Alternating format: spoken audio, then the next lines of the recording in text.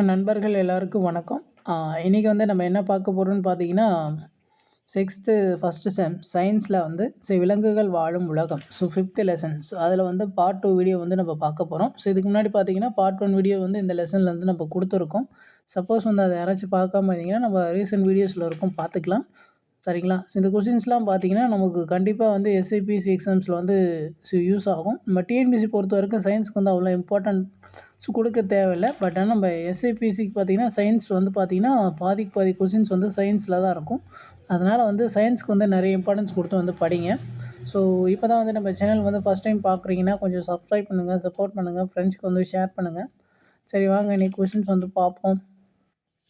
பாருங்கள் 341 பாருங்கள். மீனின் சுவாச உறுப்பு டேஷ் அப்படின்னு சொல்லி கேட்டிருக்காங்க. இதுக்கான ஆன்சர் பார்த்திங்கன்னா ஆப்ஷன் பி செவில்கள். அடுத்து பாருங்கள் பொருந்தாததை குறிப்பிடுக அப்படின்னு சொல்லி கேட்டிருக்காங்க. இதில் வந்து எது பொருந்தலை அப்படின்னு சொல்லிட்டு பார்க்கணும். இதில் பார்த்தீங்கன்னா பறவைகள் சரணாலயத்தை எல்லாமே கொடுத்துருக்காங்க. இதில் பொருந்தாது பார்த்தீங்கன்னா முண்டந்துறை.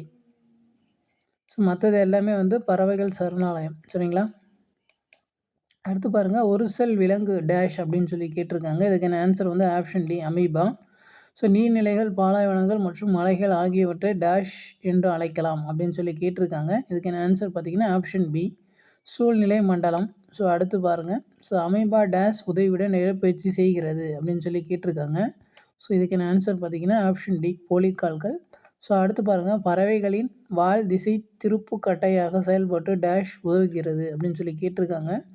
இதுக்கான ஆன்சர் பார்த்திங்கன்னா ஆப்ஷன் ஏ பறக்கும் திசையை கட்டுப்படுத்த. அடுத்து பாருங்கள் செதில்களான தோல் உடையது வந்து என்ன அப்படின்னு சொல்லி கேட்டிருக்காங்க. இதுக்கான ஆன்சர் பார்த்திங்கன்னா ஆப்ஷன் பி ஓனானு. அடுத்து பாருங்கள் வலைவரிசை புழுக்கள் என்பது என்ன அப்படின்னு சொல்லி கேட்டிருக்காங்க. இதுக்கான ஆன்சர் வந்து ஆப்ஷன் ஏ மண்புழு. ஒரே சமயத்தில் இரு கண்களின் மூலம் இருவேறு பொருட்களை பறவைகளால் காண இயலும். இதற்கு டேஷ் என்று பெயர் அப்படின்னு சொல்லி கேட்டிருக்காங்க. இதுக்கான ஆன்சர் பார்த்திங்கன்னா ஆப்ஷன் சி இருமை பார்வை.